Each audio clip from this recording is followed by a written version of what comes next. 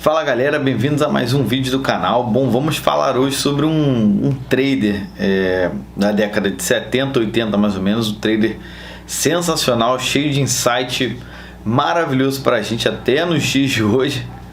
E, bom, eu tenho certeza que esse vídeo vai agregar muito a vocês mesmo. Então, para início de conversa, né? Ele começou sua carreira, para vocês terem uma ideia, após a Guerra do Vietnã. Ele foi convocado, né? Depois de ir mal na escola, ele não estava conseguindo concentrar, jogava jogos estratégicos assim demais, não estava conseguindo concentrar, e aí ele foi para a guerra, né? Pela Marinha, beleza. E um negócio interessante, até fora do trade, mas foi uma epifania que ele teve, né? Ele estava lá na guerra e ele ouviu um barulho na mata, e aí ele pensou, a primeira coisa que ele pensou é: opa, meu inimigo, né? Eu vou matar ele. Mas depois ele pensou, ele cheio de medo, né? Pensou, cara, talvez possa ser um outro garoto como eu. Ele devia ter, sei lá, porque seus 17, 18 anos. Um garoto como eu deve estar ali tão medo quanto eu, mas seguindo algumas ordens, sabe? E ele foi por ele achar que era a responsabilidade civil dele, né? Mas acabou que, bom, não foi uma experiência agradável. Até depois de mais velho, ele falou que ainda sonhava com essa época, enfim. Mas aí quando ele voltou, passou por todo aquele pesadelo, né? Que ele não acreditava muito, e aí ele precisou, como ele não tinha terminado a faculdade, né? Ele precisou arrumar um novo emprego. Beleza. O irmão dele trabalhava como operador, mas era aquele operador, sabe, como se fosse o pregão Viva Voz, né? Do início desse século, vamos dizer assim. E aí o irmão dele trabalhava lá. Ele falou, cara, tem como trabalhar aqui como um runner, que ele fala, né? Acho que faz tudo lá. Não como operador de início, mas ele falou, quer? Ah, beleza, quero. Porque esse trabalho, ele conseguia trabalhar de manhã, e aí ele conseguia estudar à tarde, né, terminar a escola e tudo mais. Ele tinha um interesse em se formar como psicólogo, né? E aí nesse meio tempo, apareceu uma oportunidade, abriu uma vaga, né, de operador, acho que de moedas, né, de operador de moedas. E aí parece que um dos membros ganhava um assento também, né, para poder operar. Na época era muito caro, acho que era assim, $100 mil na época. Teve um outro que abriu para $100 mil, e eles queriam colocar pessoas lá para poder operar, né? E aí o irmão dele ganhou um desses assentos, vamos dizer assim, assentos desses seats, e aí ele aceitou. Ele dizia que ele gostava muito de ver o mercado se movimentando, né, de uma maneira geral. Ele também via uma relação muito forte entre a psicologia e o mercado. Ele dizia que ele conseguia ver no mercado, ele conseguia ver medos, ambições, né, ansiedades. E também ele gostava de ver como eram o sentimento, assim, vamos dizer assim, o sentimento dos clientes, né, meio que a vibe dos clientes, assim, o que eles estavam sentindo, e como isso respondia nas ordens que eles enviavam, como essas ordens respondiam, transformavam esses sentimentos, né, no movimento do mercado, né? Então basicamente o mercado era a psicologia das massas que operavam, né? Ele gostava muito desses jogos assim, de xadrez, bridge, jogos mais estratégicos. Ele resolveu aceitar essa proposta do irmão dele, né, para poder se tornar um operador lá, né, aquele pregão Viva Voz, né, aquela loucura lá de sempre. E aí ele pegou $5 mil emprestado com o irmão. Ele pegou $3 e colocou no banco para poder pagar as despesas dele, fixas, né, mensais, enfim. E $2 mil ele colocou na conta dele de investimento. E adivinha com quanto o cara, no primeiro ano de operações, terminou no fim do ano, né, no fim do período, assim. Terminou com $70 mil. Ele até fala que normalmente nas leituras que ele vê, até no livro, no próprio livro que está essa entrevista, mas no primeiro, né, do Jack Schwager, The New Market Wizards, no primeiro, ele conta que os traders quebram a conta 1, 2, 3 vezes, né, até, né, conseguir a consistência e se tornar bem sucedido, né, nessa profissão. Mas ele não. No primeiro ano dele ele já fez mais dinheiro do que ele poderia sonhar, né? E aí esse foi o início da carreira dele. Teve um trade também que ele comenta, que foi o trade que mudou, assim, que mudou ele de patamar, vamos dizer assim. Para explicar mais ou menos para vocês como é que foi. Teve o governo britânico, né? Ele não queria que o dólar operasse acima do 1,72, né? E aí eles falaram, não vamos deixar a Libra ir para cima de 1,72 de jeito nenhum, porque isso pode atrapalhar nas importações, enfim. E aí esse virou um preço de resistência, obviamente. Ele falou que na hora o preço já foi buscar 1,72, estava por volta entre 1,60 e 1,70 e foi buscar logo 1,72 de cara. E aí batia no 72, voltava. Batia no 72, voltava. Batia no 72, voltava. Assim, era instantaneamente. Batia, voltava. Batia, voltava. Batia, voltava. Só que ele percebeu que cada vez que batia, voltava um pouquinho menos. Se você parar para pensar assim, parecia aqueles triângulos ascendentes, pensando na análise técnica assim, convencional, né? Porque ele batia e voltava com um fundo maior que o anterior. Ele batia 1,68, 1,69, enfim. Chegou uma hora que ficou consolidado ali muito próximo a 1,72.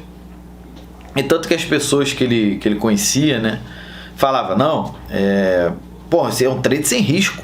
Cara, esse trade mole, trade tranquilo, sem risco nenhum, eles não vão deixar passar de 1,72, vamos vender aqui, vamos operar vendido e vamos ganhar dinheiro fácil, né, risco zero.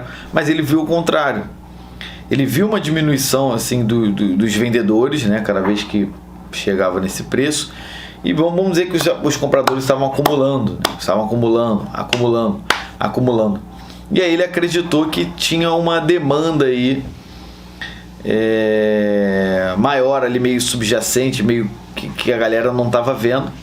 E aí ele pensou, cara, essa pode ser a oportunidade da minha vida. Oportunidade de vida.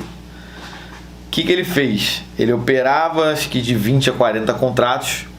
Ele entrou com 200, de cara. E aí, beleza, ele está comprado na Libra, né, britânica, com 200 contratos, muito maior, 5 vezes, né, às vezes até mais, 6 vezes do que ele normalmente está acostumado. E, se você opera, como você sabe como é que é quando a gente entra um pouquinho mais pesado, né, a tensão aumenta um pouquinho mais.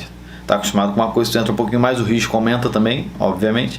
E aí ele ficou muito nervoso, então ele acordava todo dia às 5 da manhã, ligava lá pro banco britânico, né, se passava como um cara fera lá importante e pedia as cotações da Libra, né? Tu imagina isso acontecendo por volta de 1970 e alguma coisa. Ele começou em 72,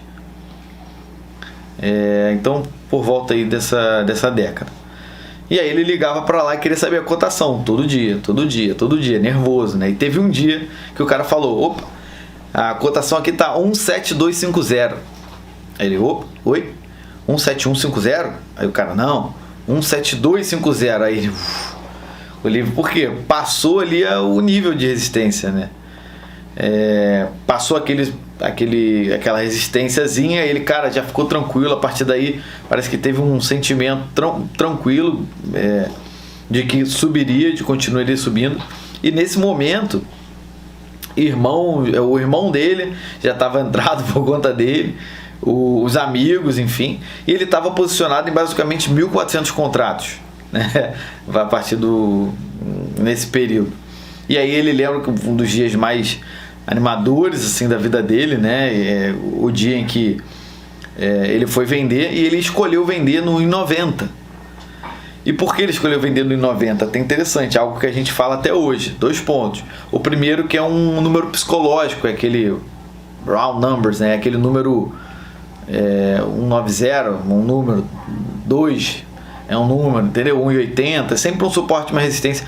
por ser números psicológicos. E o outro é que ele falou que tinha uma resistência forte lá no período. E aí ele resolveu sair.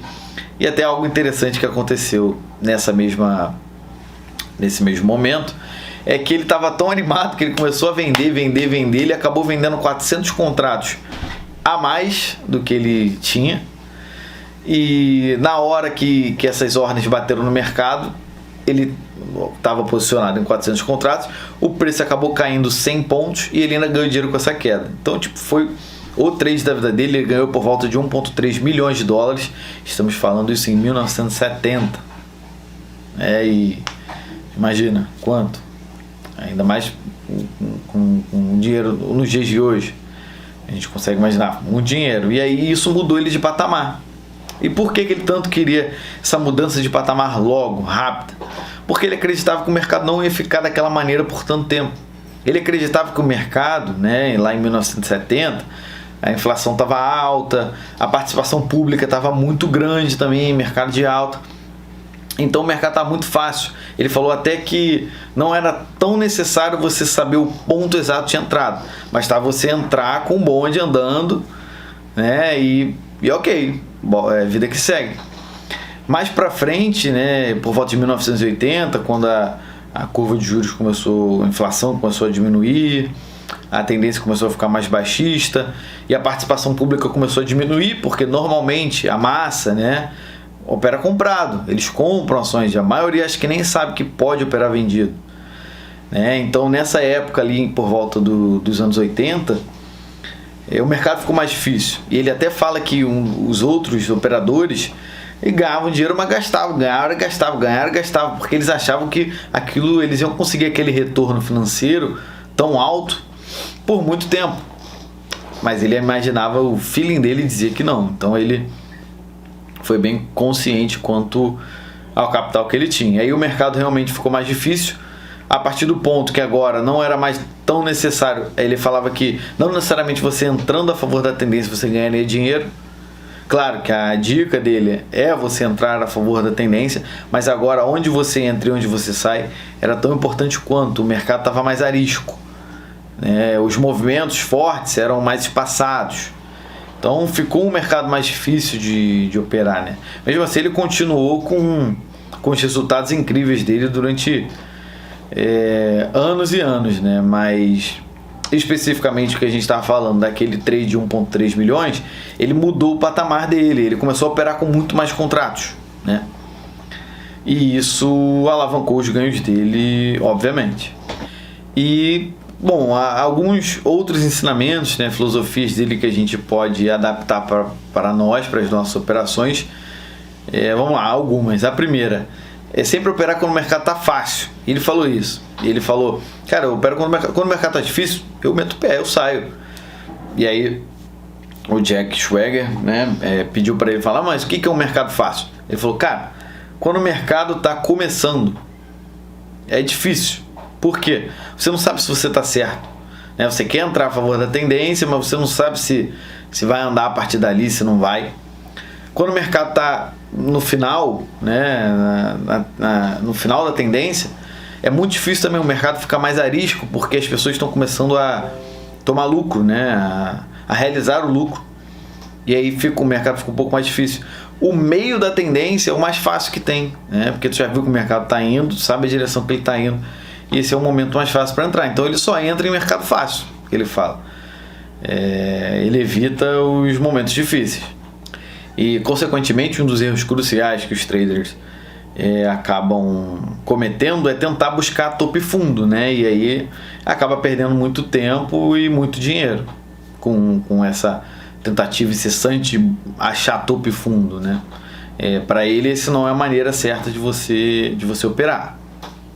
Outro princípio interessante do McKay, do Randy McKay, é que quando o mercado machuca, ele sai, independente do que estiver acontecendo.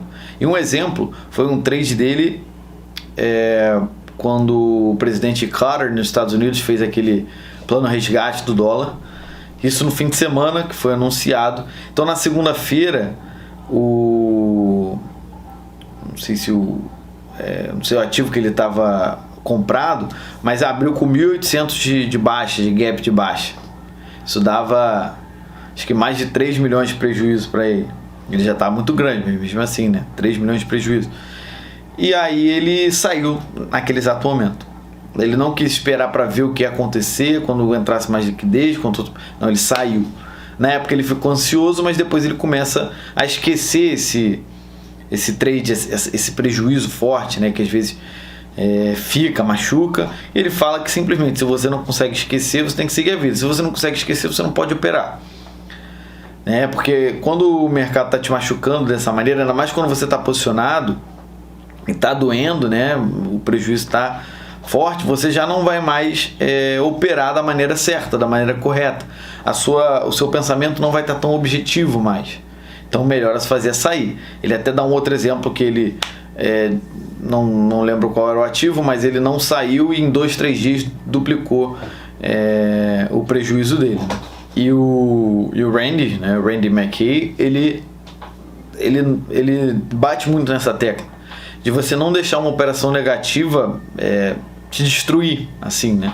Porque mesmo que você eu tô aceitando perder esse montante, mesmo que seja grande, eu tô aceitando perder. Mas o impacto desse prejuízo nos seus trades, nos seus próximos trades.